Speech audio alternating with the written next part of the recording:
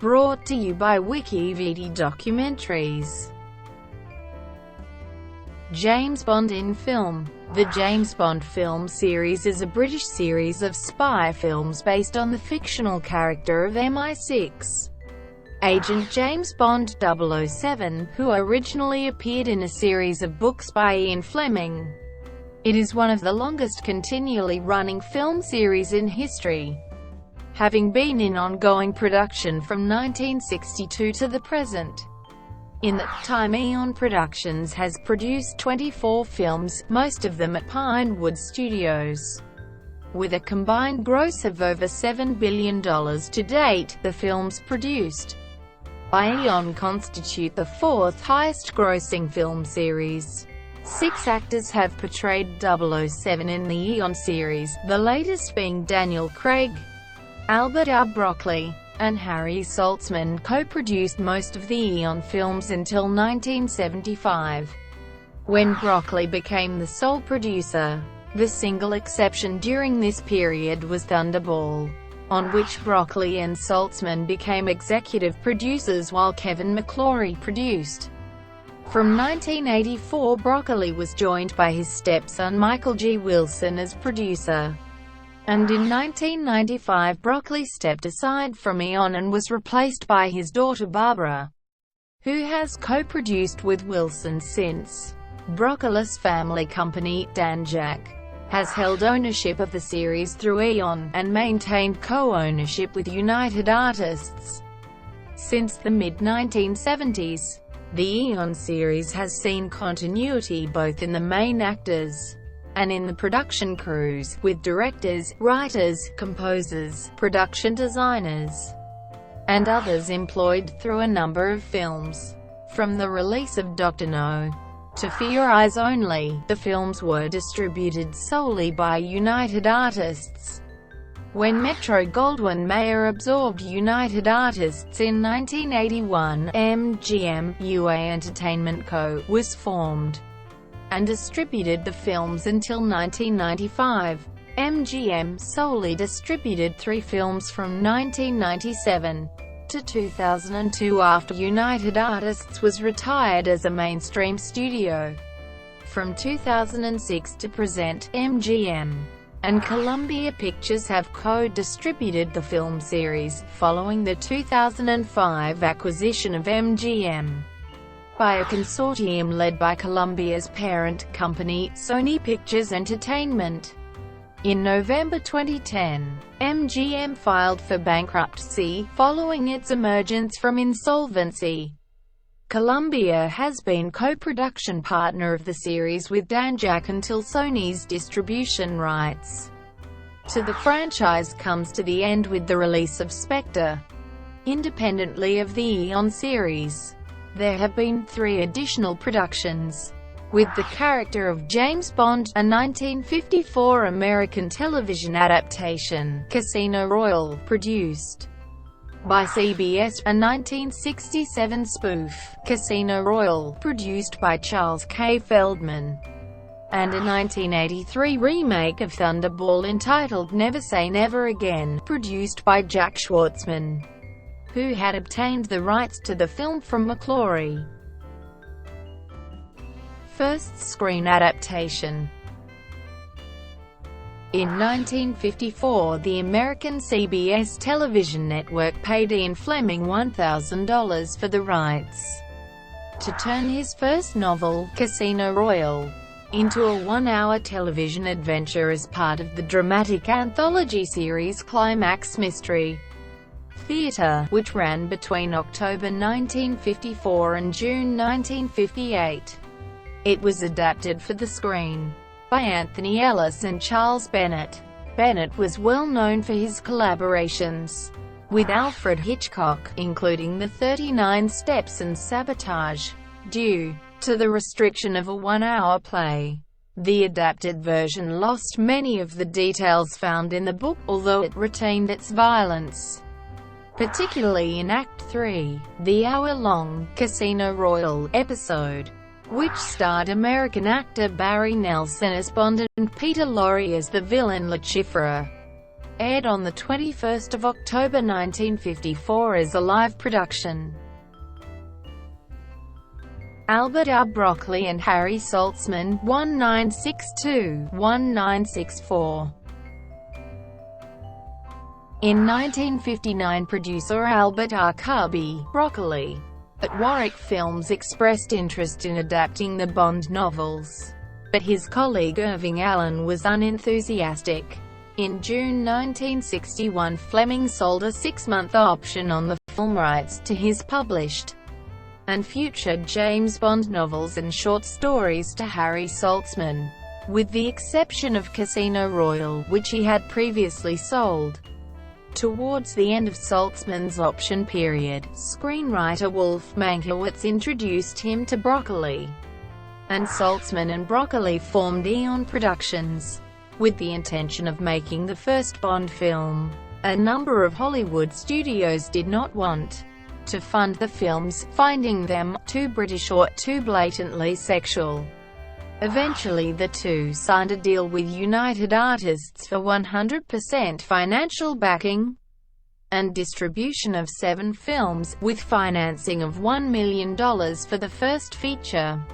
Saltzman and Broccoli also created the company Don Jack, which was to hold the rights to the films which Eon Productions was to produce. Eon had originally intended to film Fleming's novel Thunderball first, but Kevin McClory took Fleming to the High Court in London for breach of copyright over the book, and so Eon decided to film Dr. No first.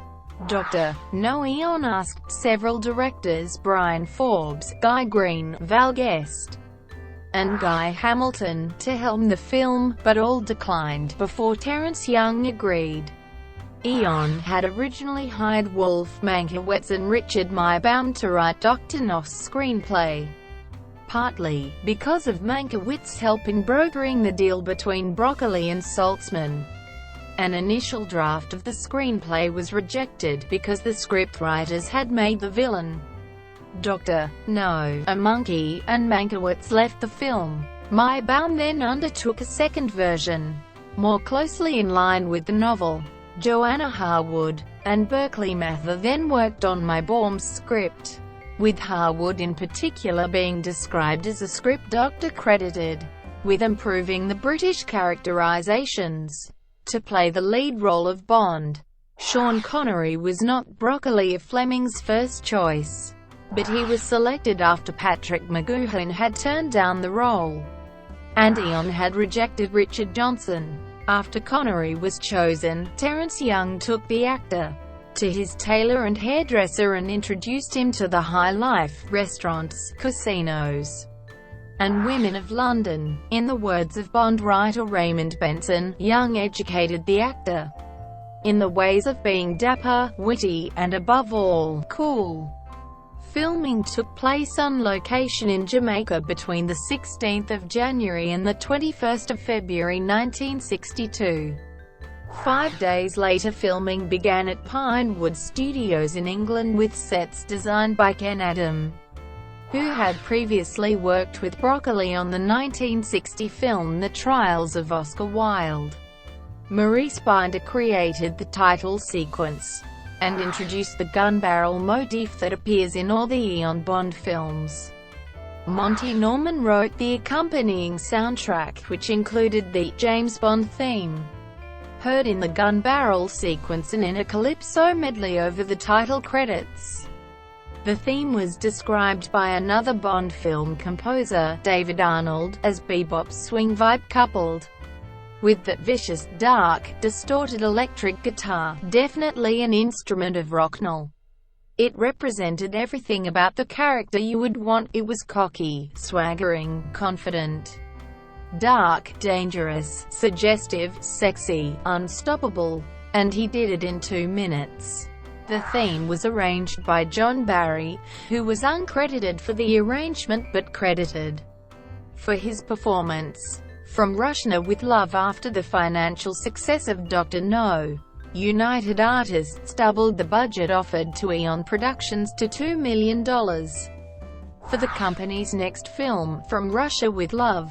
The film was shot in locations in Europe, which had turned out to be the more profitable market for Dr. No.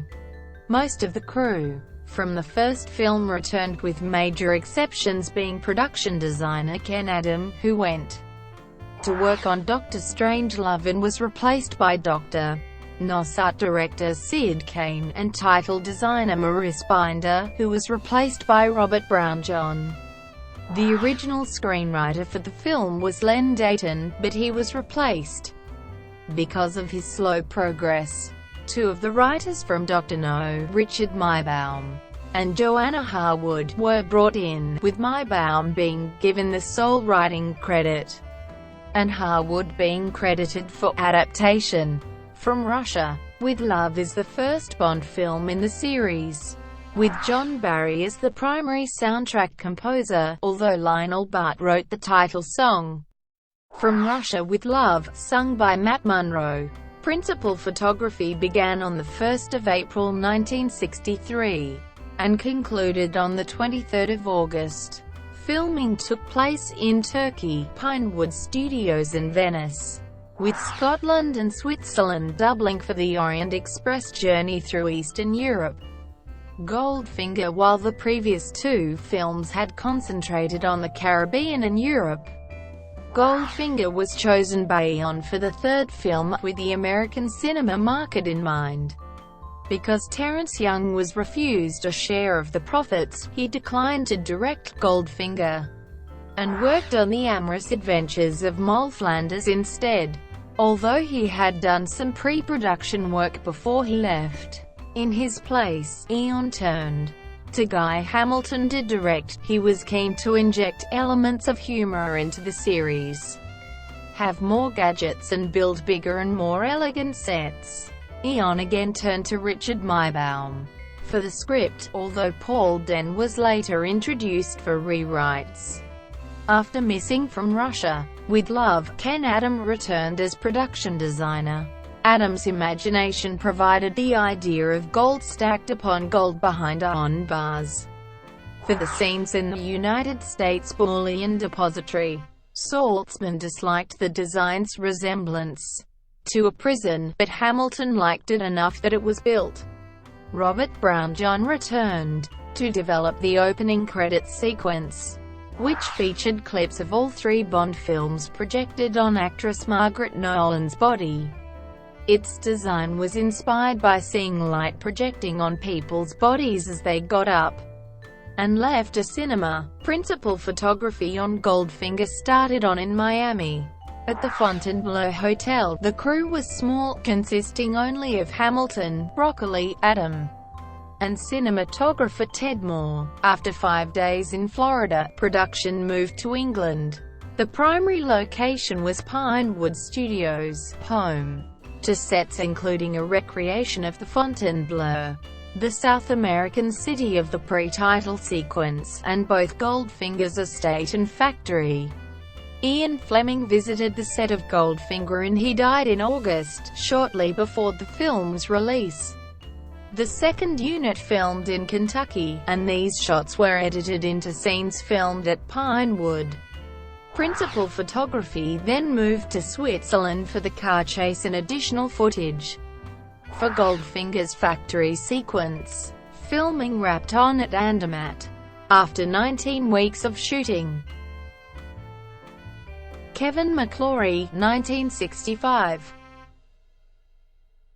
When writing his novels, Ian Fleming had always considered that they could be adapted for the cinema, and he approached producer Sir Alexander Korda to make a film adaptation of either Live and Let Die or Moonraker.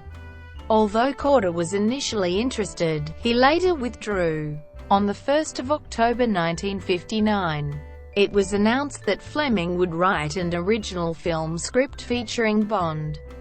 For producer Kevin McClory, Jack Whittingham also worked on the script, culminating in a screenplay entitled James Bond, Secret Agent. However, Alfred Hitchcock and Richard Burton turned down roles as director and star, respectively. McClory was unable to secure the financing for the film, and the deal fell through. Fleming subsequently used the story for his novel Thunderball, and McClory failed to have its publication stopped. On 19 November 1963, he took the matter to the Chancery Division of the High Court in the case of McClory v. Fleming, but settled on 9 December 1963, after 9 days in court.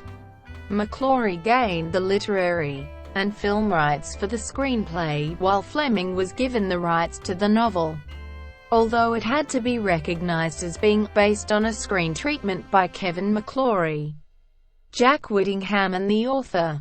Thunderball after From Russia with Love.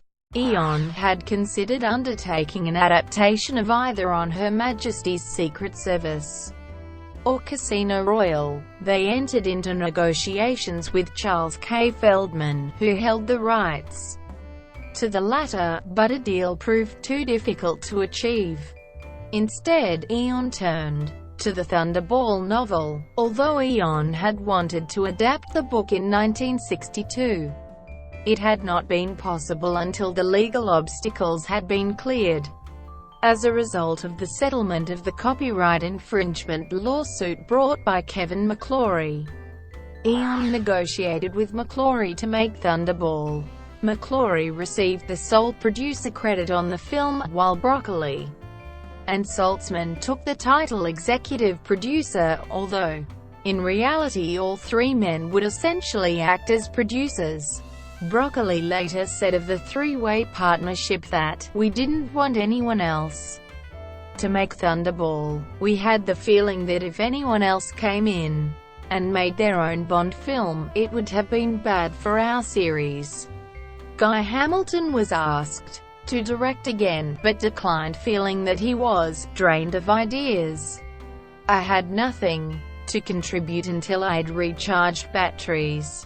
Terence Young returned to direct after the hiatus of Goldfinger. Richard Maybaum's original script from 1961 was used as the basis of the script, which he then redrafted, with further revisions by John Hopkins. Principal filming began in Paris on 16 February 1965, and moved to Nassau on 22 March, before concluding at Pinewood Studios in May. With worldwide box office earnings of $141.2 million, Thunderball became the highest-grossing installment and retained the record until it was surpassed by The Spy Who Loved Me 12 years later. Adjusted for inflation, it remained the most successful entry until Skyfall was released in 2012. As part of the contract with Eon, McClory received 20% of the film's profits and undertook not to produce any other films based on the Thunderball story. For a period of 10 years following the release of the Eon-produced version in 1965, You Only Live Twice, after the interruption of McClory as producer, Albert Broccoli and Harry Saltzman returned to produce once again. The first 4 Bond films had been popular in Japan, and Eon decided to take advantage of the market by producing You Only Live Twice. The film included progressive elements of Japanese culture as part of the background. Lewis Gilbert was appointed director and Ken Adam returned as production designer. Adam built a volcano hideaway set for the main antagonist, Ernst Stavro Blofeld, at Pinewood for $1 million. At the time, it was the biggest film set in Europe. Gilbert, Broccoli, Saltzman, Ken Adam and director of photography Freddie Young then went to Japan, spending 3 weeks searching for locations. While in Tokyo, the crew crossed paths with Peter R. Hunt, who was on holiday. Hunt had edited the first 4 Bond films, and he was invited to direct the second unit. The total budget for the film was $10.3 million. Initially, the screenwriter was to be Harold Jack Bloom, although he was later replaced by Roald Dahl, who had little previous screenwriting experience. You Only Live Twice was the first Bond film to jettison the plot premise of the Fleming source material, although the film retains the title. The Japanese setting, the use of Blofeld as the main villain and a Bond girl named Kissy Suzuki. From the novel, filming commenced at Pinewood on 4 July 1966 before moving out to Japan on 27 July for 6 weeks filming. Local Japanese interest in the filming was high, and the crew had to contend with large crowds throughout the process. Connery, however, was somewhat resigned to the project, lacking the enthusiasm he sported for Thunderball. A press conference on his arrival had been tense, soured by aggressive questioning of Connery's crumpled, jet-lagged appearance. Primary and secondary photography finished in December. The special effects filming for the space scenes were undertaken between January and March 1967, prior to the film's release on 12 June. The cinema posters for the film stated, "Sean Connery as James Bond," to distance the Eon-produced picture from the independent Casino Royale, which had been released 2 months earlier.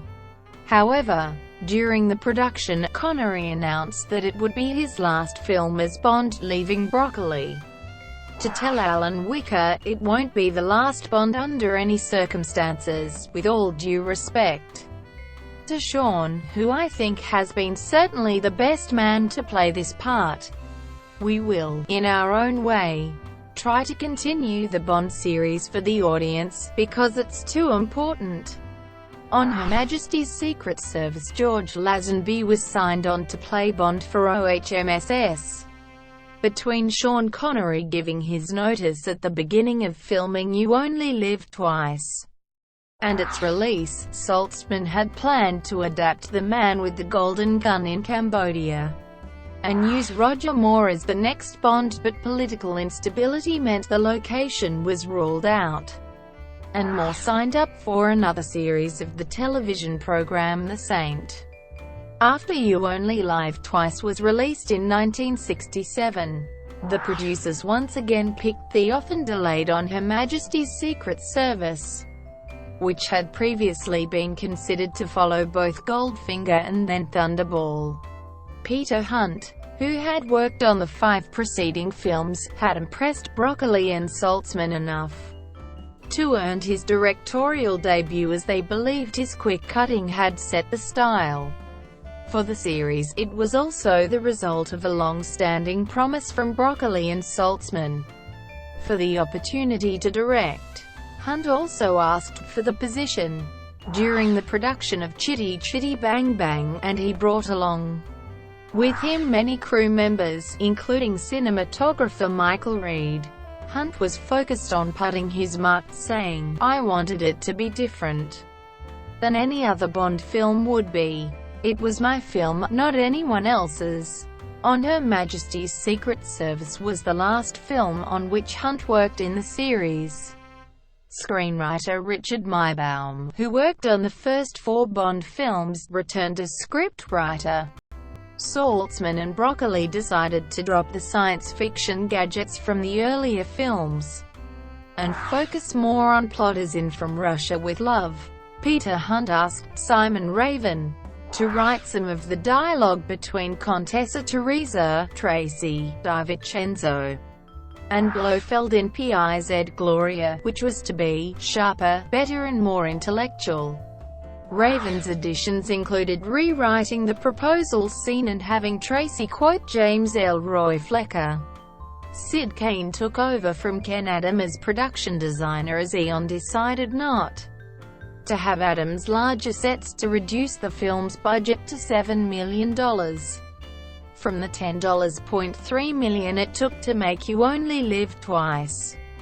Principal photography began in the canton of Bern, Switzerland, on 21 October 1968, with the first scene shot being an aerial view of Bond climbing the stairs of Blofeld's mountain retreat. The scenes were shot atop the now famous revolving restaurant Piz Gloria, located atop the Schilthorn near the village of Murren. The location was found by production manager Hubert Froelich after 3 weeks of location scouting in France and Switzerland. The Swiss filming ended up running 56 days over schedule. In March 1969, production moved to England, with London's Pinewood Studios being used for interior shooting, and Ms. House being shot in Marlow, Buckinghamshire. In April, the filmmakers went to Portugal, where principal photography wrapped in May. Filming finished on the 23rd of June, 2 months later than planned, which was largely due to the warm Swiss winter, which had hampered shooting. Midway through production, acting on advice from his agent Ronan O'Rahilly, George Lazenby announced that he was not going to continue as Bond in future films, and he left the role before the December 1969 release of On Her Majesty's Secret Service. Diamonds Are Forever. Although Eon secured the services of John Gavin to play the role of Bond, United Artists chief David Picker was unhappy with this decision, and instructed associate producer Stanley Sopel to broker a deal with Connery which saw the actor being paid $1.25 million and 12.5% of the gross. Connery's salary took a significant part of the $7.2 million budget. The producers had originally intended to have Diamonds Are Forever recreate commercially successful aspects of Goldfinger, so they hired director Guy Hamilton as a result. Richard Maybaum also returned to write the script. The first draft envisaged the return of Auric Goldfinger portraying Gert Frobe, this time in the role of Goldfinger's twin brother. Maybaum also wrote a climax to the film that consisted of the new Goldfinger being chased across Lake Mead by the people of Las Vegas, all being coordinated by Bond. In the autumn of 1970, Tom Mankiewicz was hired to undertake rewrites, which included removing Goldfinger's brother in the Lake Mead finale. Filming began on the 5th of April 1971, with the desert near Las Vegas doubling for the South African scenes, followed by filming in the Great Basin Desert, Nevada in May, for scenes in which Bond drives a moon buggy. On the 7th of June, production moved to Pinewood Studios for filming at sets of The Returning Ken Adams. His set spread through 4 of Pinewood's stages. Filming also took place in London, Dover, Southampton, Amsterdam and the south of France. Principal photography finished the 13th of August 1971.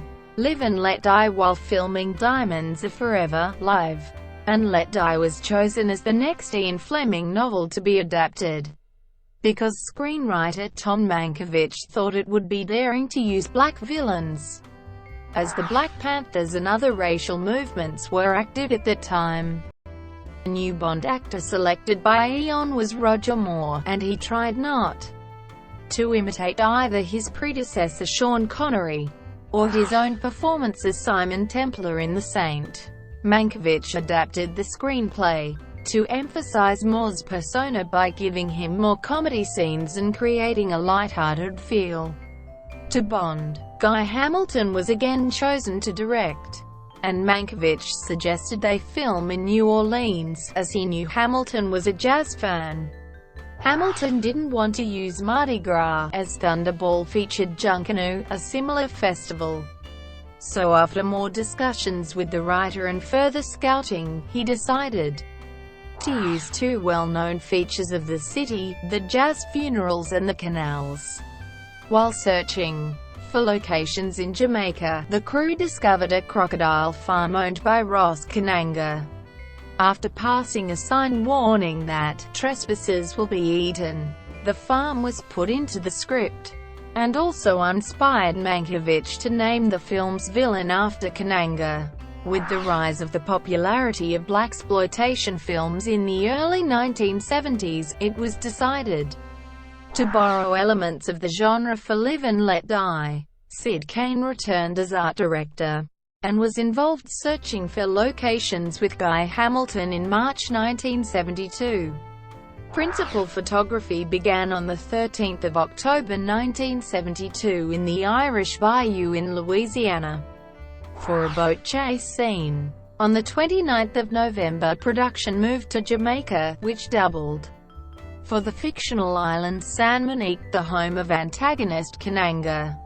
In December, production was divided between interiors in Pinewood Studios, while a separate unit also shot in Harlem. John Barry, who had worked on the previous 5 films, was unavailable during production. Broccoli and Saltzman instead asked Paul McCartney to write a theme song, since McCartney's salary of $15,000 was high, and another composer of Barry's stature could not be hired, with the remainder of the music budget.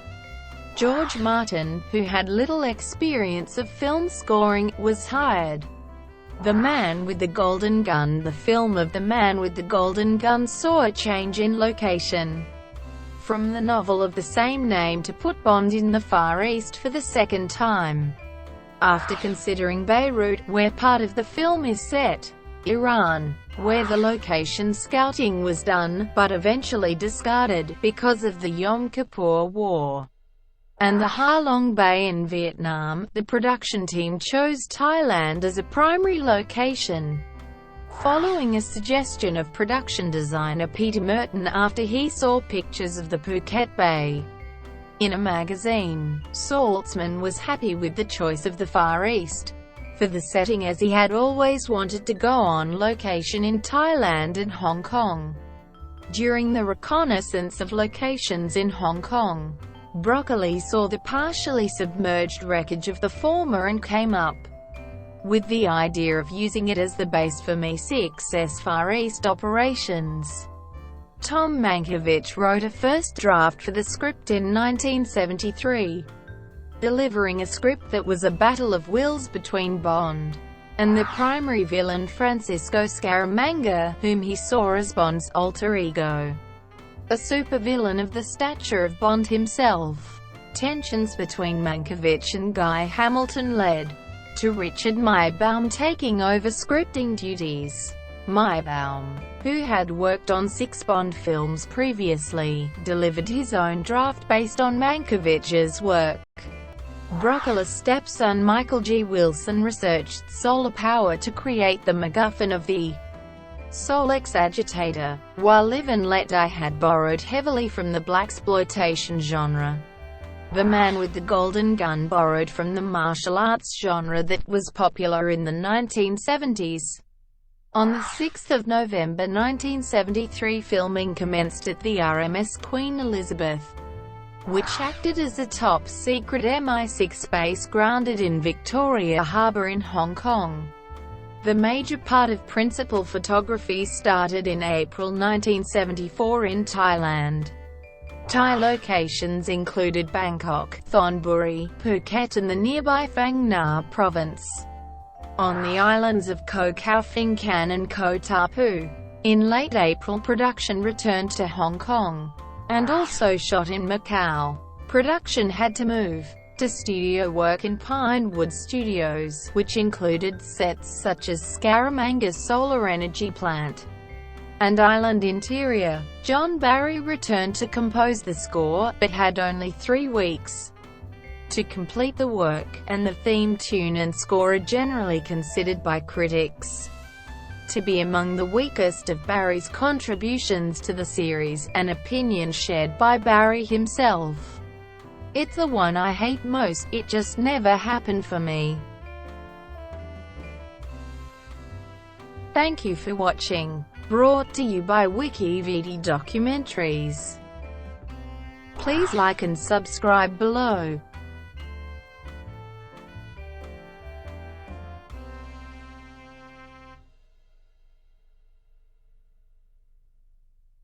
Please like and subscribe below.